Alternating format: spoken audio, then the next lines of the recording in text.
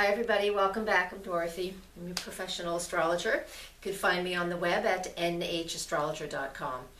And there on that website, if you were to go to the homepage and go ahead and sign up to be on my newsletter email list, each month I draw 3 people to get a free 20-minute astrology session with me. Now, I also have online classes and a mentorship program for one-on-one studying, so we do that over the internet as well. And I have 4 spaces left. So if you're interested in a private mentorship program for 6 months, let me know. All right, today I want to talk about February. So now that the advertising is over, okay? So with February, we have a few things going on. Of course, we know it as the month of love just because Valentine's is in here. Some of the things that are going on this month that are just general for everybody is the thing I want to focus on first off is on February 13th, between the 13th and the 15th. This is when Mercury is finally back to the position that it was in the zodiac belt on the day that it went retrograde back in January, on January 5th. So think back to January 5th, what was going on for you. That's when Mercury had moved into Aquarius. It stayed in that zodiac sign for just a few days and then retrograded back. Now on February 13th to the 15th, this is when Mercury's finally past that hump, finally over that area where he was retrograde for a long time. So we're going to have some movement. That Mercury in Aquarius is definitely high thinking, it can be high energy, but it can also be somebody where we get something into our head, we're going to really chew on it for a long time. Fixed air is what Aquarius is. Mercury is that thinking mind, so it is a air planet naturally. So when it is connected, when it is in that sign of Aquarius, we're going to be having some interest in any of the things that Aquarius rules. So, of course, astrology is one of them. That'll be on the top of my list, of course. Anything that's technologically, anything in that category, right? So, February 13th to the 15th, Mercury finally gets over that hump of where it was January 5th when it went retrograde. So that means we get to move through some stuff, okay? We get to start really moving into the Aquarian energy and that unique piece of communicating. And February 14th, of course, it's right in the middle of this. So what goes on February 14th? And this is energy that we're all going to play into.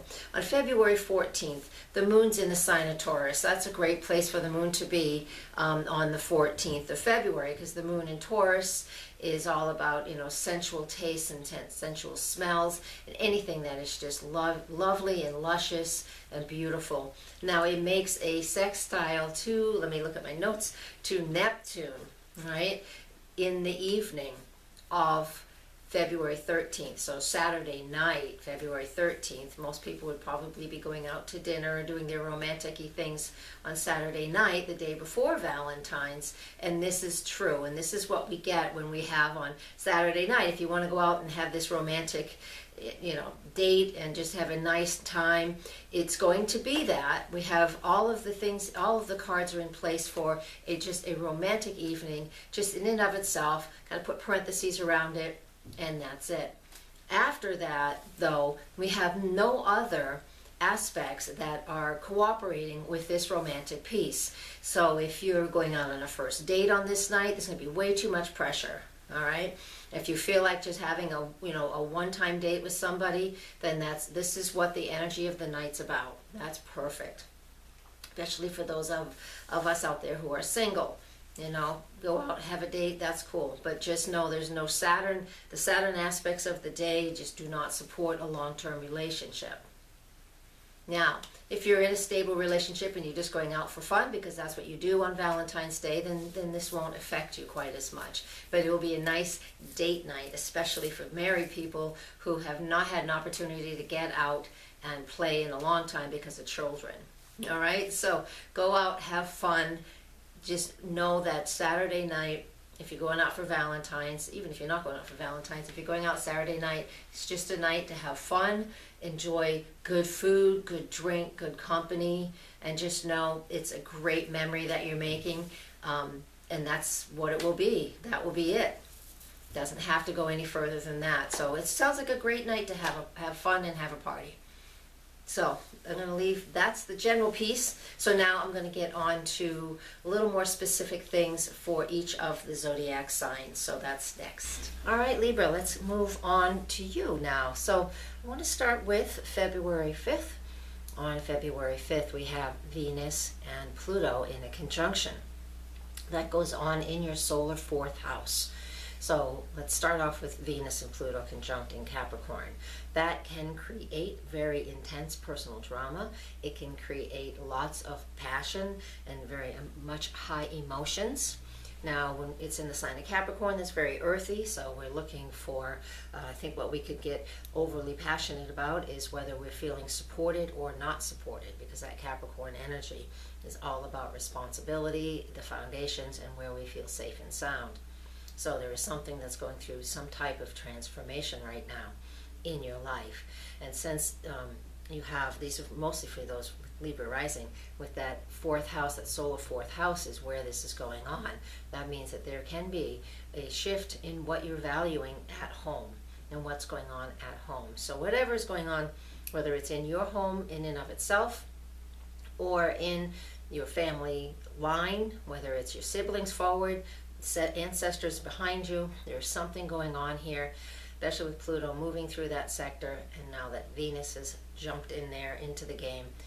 And there's definitely something going on for you that is changing the foundation of your life, all right? So keep that in mind and work with it in as most positive way that you can possibly do that. Now we also have, on February 5th, we have Mars and Scorpio in your solar 2nd house. So that's changing values. You know, Mars and Scorpio is looking into things very, very deeply. Mars is the co-ruler of Scorpio, and he's also the ruler of Aries, and Mars is making a hard aspect, quincunx, to Uranus and Aries. And that goes into your 7th house. So from the 2nd house to the 7th house, there is a fair amount of frustration because you want to investigate what's going on. You want to dig in deep as to how you're feeling about something and what it is that you're valuing. But that Uranus and Aries energy is like, I want to pay attention to the details, but it's going to be really quick, really fast, and not necessarily superficial, but in a way that feels like it's superficial. So whatever's going on with your partner, whatever's going on financially and with a partner, whether it's your relationship, your spouse, or a business partner, there's definitely a fair amount of adjusting that needs to happen, because adjustments are what this aspect recommends and is all about. Consistent adjustments, not standing your ground. It's about just making adjustments. And you have to do it from a moral place, I get that, but these adjustments are very, very difficult to make. So it's not the easiest aspect. Everybody's dealing with this in early February. I do want you to know that on February 8th, we do have a new moon in the sign of Aquarius. That video will be a separate video posted when we get closer. If you're a subscriber to the channel, you'll be notified when that is up. But click on the eye icon, and that drop-down menu will take you to the files on this page, on this channel, so you can find the new moon forecast with lots and lots of details.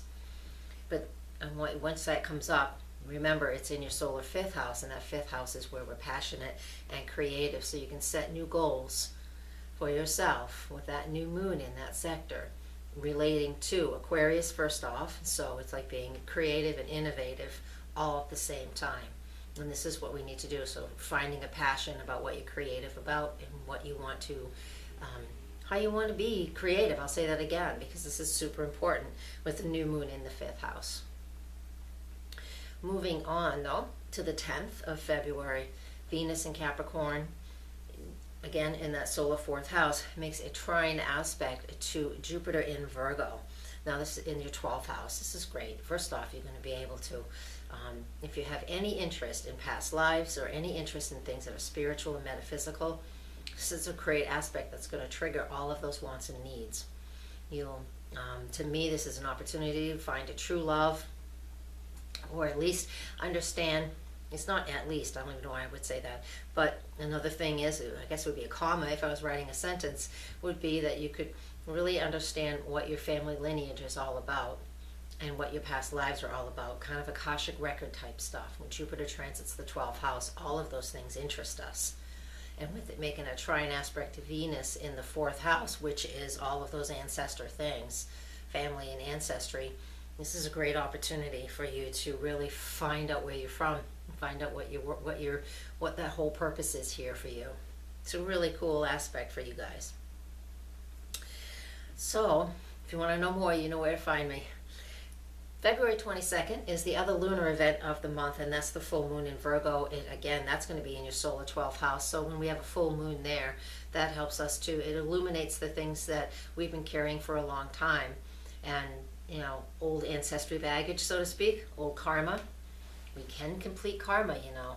So let's see, for you guys, Libras, you guys might have an opportunity here to clear some old karma for yourselves, which it's not a bad idea. It's kind of nice. We feel a lot lighter and freer. You know, it's a wonderful feeling. And then I want to finish up on the 28th of February. Sun and Neptune conjunct in the sign of Pisces. It's in your solar 6th house. And so whatever has been unclear, you've been unsure of, whatever's going on in that regard in your life lately with the Sun moving in to connect with Neptune in the sign of Pisces, the Sun always burns off the fog. So for a few days, around the end of February, the 28th and 29th, we're going to be able to feel like we can clear up what seems to be foggy to us, all right, in our everyday living, everyday activities. And even if you have something medical going on, there's this window of clearing weather, so you'll be able to see what's going on. All right, so now I have 3 cards just for you guys I picked before I started. I didn't look at them ahead of time. Partnerships and alliances. I mean, that's you guys. That was absolutely meant for you. That card fell out, so I picked it up when I was shuffling. It fell out on the floor. So partnerships and alliances, that's who you guys are. So definitely focus in on that and just be a Libra, as you always are, right? A triumph comes up next, all right? It's really interesting because I'm going to do both of these at the same time. Triumph and then triumphant success. Isn't that interesting? And so, I can't see the screen. And so, what does that mean? That means you're going to be very successful in whatever it is that you're seeking, whatever endeavor you're interested in working on this month. But Valentine's, you know, it's the month of love, but, you know, what it looks like here is it can be more about just what you value. And really, for you guys, it's definitely looking into that, the family, ancestry, and situations like that, especially with that all that Capricorn in the 4th house. Ancestry would be important to you. All right, and then the metaphysical ancestry too. Anyways, thank you for watching. Please subscribe to this channel. Come to my website, nhastrologer.com, and you can see I have all kinds of classes where I'm in person. I have an online mentorship program that I absolutely love. I'm having a great time teaching lots and lots of individuals one-on-one lessons, and so it's something that we do for 6 months. If you're interested, just email me and we can talk. All right. Thank you very much. Lots of love. Namaste.